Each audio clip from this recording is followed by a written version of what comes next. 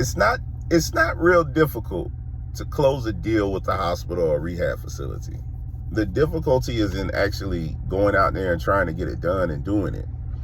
It's not difficult. It's easier than you think, but you have to take the time to do it. You have to take the time to do it. Here's what you should do. And again, a lot of this is free information, but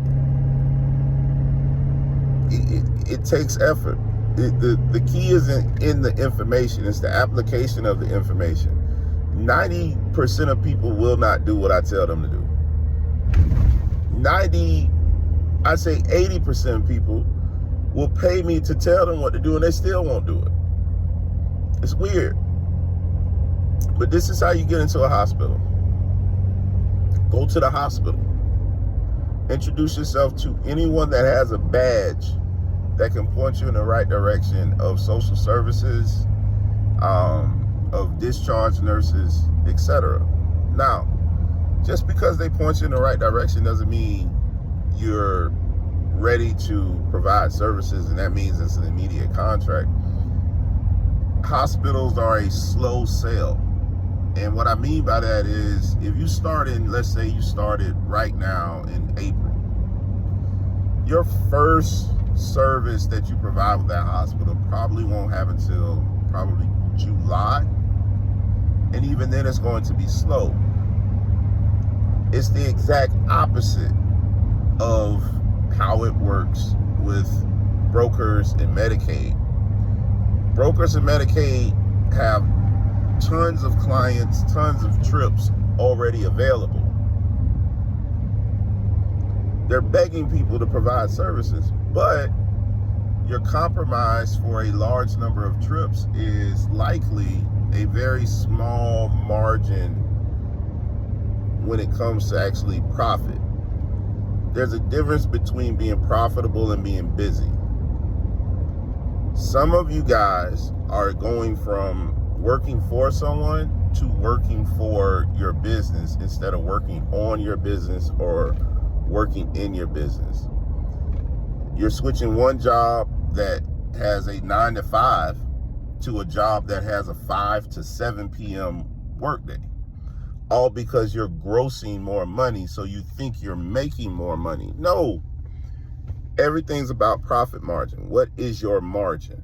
If your margin with brokers is 10%, which is survivable, the number of trips you have to do is just a stupid number to really earn a quality living. Now, if you're used to making $30,000 or $40,000 a year and you jump into the medical transportation industry and now you're making 60, 70, you may say to yourself, that's worth it.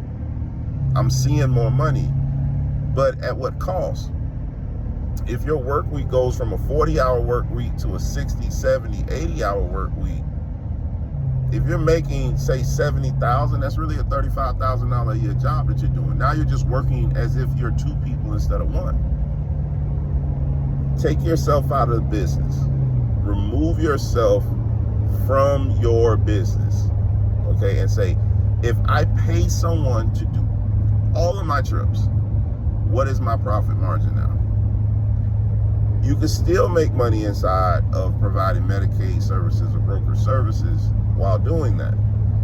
But your plan must be to scale up. You're going to need a larger number of vehicles, which means you need a higher amount of capital to be able to grow and maintain those vehicles and roll them over every, I'd say, 3 to 4 years. You're going to have miles on the road all the time. And even if you're just in the office, again, you're still working. So have you created systems and workflows that removes you from having that responsibility? What type of dispatch software are you using? Are you hiring virtual assistants to take the pressure off of you to take all of your phone calls? And do those virtual assistants know how to work within your business to communicate with your drivers to make sure that they're getting where they need to go? Or are they just pointing and clicking?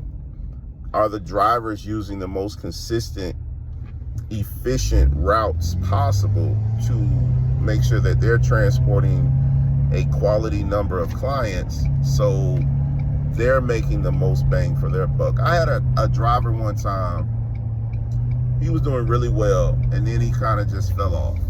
And he was like, why should I break my neck for you for the same amount of pay everyone else is getting?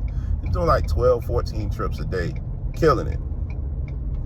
And so what I did is, and this is, again, it's the back side of the video, so I'll give you a little information, a little knowledge.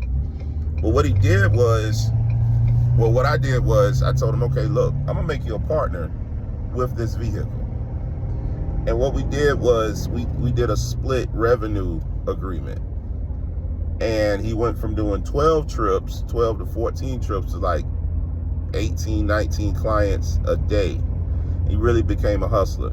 And it was beneficial to me because, you know, he's doing more work inside of the vehicle and he's taking ownership of that vehicle now. But it was because I was able to kind of see what he was doing and say, okay, he's worth investing time in. Are you making your drivers your partner? That's a really good way to retain drivers and to increase the number of miles they're putting on the road. But if you don't see it because you're in the vehicle driving, because you're not taking time out and saying, okay, how do I make this system work for me instead of me working for the system, you'll be eaten alive by your Medicaid and your brokers. Make it a point to take one day out of the week and start assessing, what are you spending your money on? What's costing you money? And what are you doing that's either in an investment or investable? Buying more vehicles isn't always a good investment. If you don't have enough business in your area to keep those vehicles on the road, it's not worth doing. And then here's a flip side. If you're not purchasing the right type of vehicles, there's a certain type of vehicle for the non-emergency medical transportation industry that you should be using. And no, it's not a rear entry Dodge Caravan. I've made that mistake. I've spent a couple $100,000 on making that mistake. There's a certain type of vehicle you should be using. And those are things that you should be thinking about. I consulted with a client in Texas. Texas doesn't allow NEMTs to provide stretcher transportation, at least according to him. So for him, he has to make his bread off of wheelchair trips only, which is fine. I mean, there's still a demand for it, but it's a lot easier when you're able to mix the two. If you're able to do wheelchair and stretcher, definitely do wheelchair and stretcher. And then what type of equipment you're using, i.e. the vehicle, is like the next step. Make sure you're taking advantage of the resources you have. You only have one life to live. You only have one opportunity in terms of starting out fresh and making the most of it. Make sure you're investing wisely. Make sure you're spending your money on the right equipment, and make sure you're investing in your staff and partnering with your employees to make a better partnership and relationship. You will be surprised the level of efficiency that increases when a person is given a carrot that they can actually obtain.